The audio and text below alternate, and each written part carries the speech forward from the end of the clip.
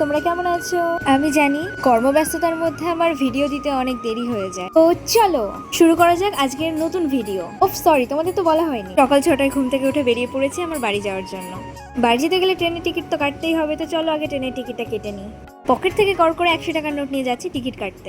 তোমাদের সঙ্গে কথা বলতে বলতে আমার টিকিট কাটা কমপ্লিট। দুটো টিকিট বলে তোমরা হয়তো অনেকেই ভাবছো আমার সঙ্গে আর কে যাচ্ছে, কিন্তু সেটা তোমরা জানতে পারবে ভিডিওর এন্ডে।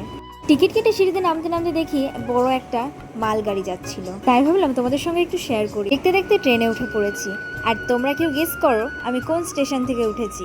আজকের দিনটা এতটা খারাপ ছিল, আমাদের ট্রেন আধা ঘন্টা লেট চলছিল। ট্রেন থেকে গাছ, ঘরবাড়ি, ক্ষেত বাড়ি এগুলো সব দেখতে দেখতে পৌঁছে গেলাম আমার স্টেশনে। যেহেতু অনেক সকালে বেরিয়েছিলাম, তাই আগে পেট পুজোটা সেরে নিলাম। আশা করি তোমরা এতক্ষণে জেনেই গেছো আমার সঙ্গে আর একজন কে এসেছে। যাই হোক, বেশি সময় নষ্ট না করে তোমাদের এক ঝলক দেখি। ওয়াও করতে করতে এখন আমি চলে যাচ্ছি একা আমার বাড়িতে। সখী চলে গেছে সখীর বাড়িতে, চলো টাটা।